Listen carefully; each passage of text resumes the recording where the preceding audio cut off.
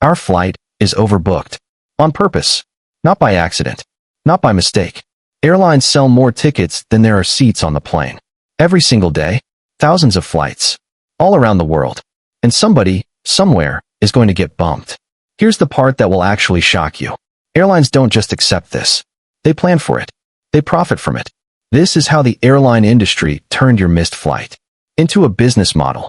And by the end of this video, you'll understand systems that most passengers fly through their entire lives without ever actually seeing. Welcome back. Today we're breaking down something almost every traveler has experienced, but almost nobody actually understands. Overbooking, delays, pricing, boarding groups, seat selection, loyalty programs, all of it. Why does it happen? Who actually benefits from it? And why do airlines seem completely fine when it goes wrong? By the end of this video, you'll understand the hidden math behind every ticket you buy, and you'll never look at boarding is now delayed the same way again. Let's start with the basic fact most people don't know. Every flight has a certain number of seats. That part is obvious. But airlines don't sell tickets based on seats. They sell tickets based on probability. Here's what that means. On average, a small percentage of passengers don't show up for their flight. Every single flight. Every single day. Missed connections. Changed plans. Sudden emergencies. Business trips canceled at the last minute. So airlines built a formula, using decades of historical data, to predict exactly how many people will skip their flight on almost any given route, on almost any given day of the week. And then, they sell extra tickets to fill those exact empty seats. Before they even happen, if the math is right, every seat gets filled. Nobody notices anything. The flight feels completely normal. But sometimes, more people show up than expected, and that's when the real system kicks in. Here's the part most people never think about. An empty seat is the most expensive thing on an airplane. Think about it carefully. The plane is flying either way. Same fuel cost, same crew cost, same maintenance cost, same landing fees. An empty seat generates zero revenue, but costs the airline just as much as a full one. So airlines do everything possible to make sure that seat never flies empty, even if that means selling it twice to two different people, hoping only one of them actually shows up. Because here's the math behind the decision.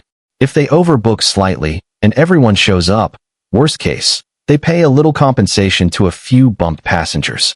A relatively small, predictable cost. But if they don't overbook and people don't show up like they statistically always do, they lose that seat's revenue completely.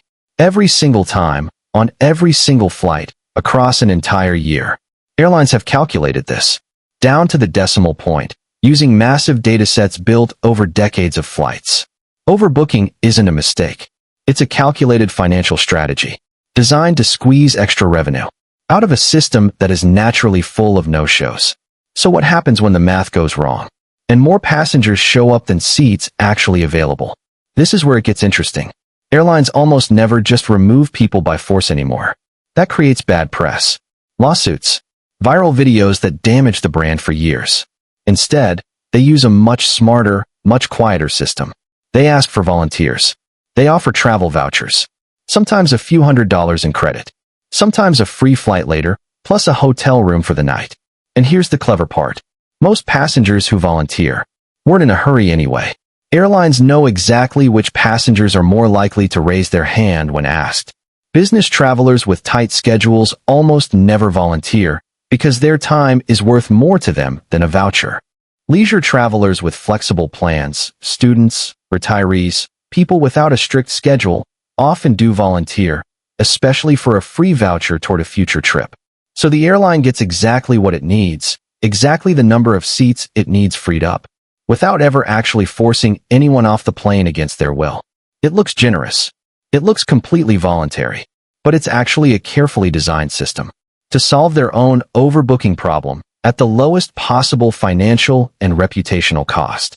Now let's talk about something most passengers never think to question: how airline ticket prices actually work in the first place. You've probably noticed prices change constantly, sometimes hour by hour. This isn't random. It's called dynamic pricing, and it's built on the exact same probability-based thinking as overbooking. Airlines track how quickly seats are selling on any given route. If a flight is selling faster than expected, prices rise, because demand is clearly high. If a flight is selling slower than expected, prices sometimes drop to stimulate demand before the flight departs empty. Your seat and the person sitting right next to you may have paid completely different prices for the exact same flight, the exact same row, sometimes even the exact same day of booking. This isn't a mistake. It's an entire pricing algorithm, constantly adjusting thousands of times a day based on real-time booking data across the entire airline's network. This system also explains why prices tend to spike sharply around 3 weeks before a flight. Because historically, that's roughly when business travelers, who often book late and care less about price, start purchasing tickets in larger numbers. Airlines know this pattern, so prices are deliberately structured to capture that willingness to pay right before departure. Meanwhile, if you book too early or too late outside of these windows, you're often missing the algorithm's most favorable pricing tier entirely, whether you realize it or not. Let's also talk about why middle seats are almost always the cheapest option, or sometimes even free, on many airlines. This isn't generosity either. Behavioral data shows most passengers actively avoid middle seats when given a choice. So airlines use this seat as a pricing lever.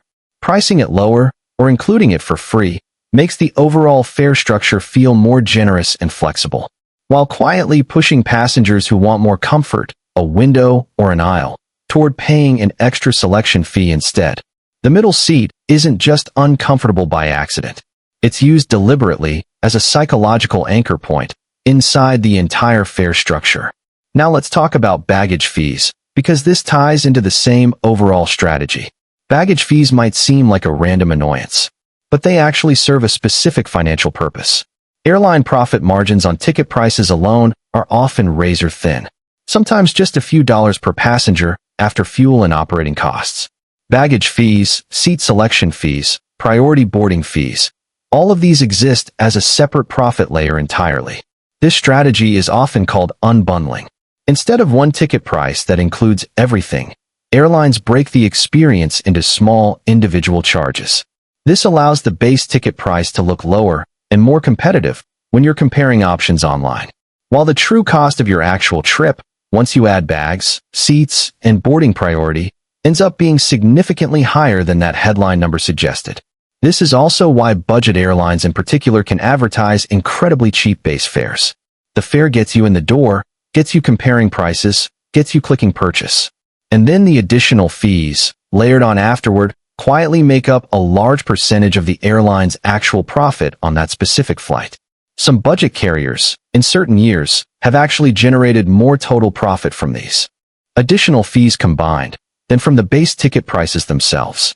Let's move to delays and cancellations, because airlines quietly profit from your inconvenience here too, in ways most passengers never realize. When your flight gets canceled, you're usually rebooked on a different flight, sometimes a completely different airline, through partnership and code-share agreements between companies. But here's what most people don't realize. Airlines often carry insurance and partnership arrangements that cover a significant portion of this rebooking cost. Meanwhile, you're offered hotel vouchers, meal vouchers, often through partner hotel chains and restaurant companies, who pay the airline a referral commission for sending stranded customers their way. Your inconvenience quietly becomes a small revenue stream for multiple companies at once, working together behind the scenes. None of this necessarily makes delays intentional. Weather happens. Mechanical issues happen. Air traffic control delays happen, completely outside the airline's control. But when disruptions do happen, the entire system surrounding them was built, over decades, to minimize the airline's financial loss first. Passenger convenience is often a secondary consideration, built around legal minimums rather than genuine hospitality. In many countries, there are now laws requiring compensation for certain delays and cancellations. In Europe, for example, a regulation often referred to as EU 261 requires airlines to pay passengers a fixed amount, depending on flight distance, if a delay or cancellation is within the airline's control. But here's the part airlines don't advertise. Many passengers who are legally entitled to this compensation never actually claim it, either because they don't know the law exists, or because the claims process is intentionally long, tedious, and easy to give up on halfway through. Airlines aren't necessarily breaking any laws here. They're simply relying on the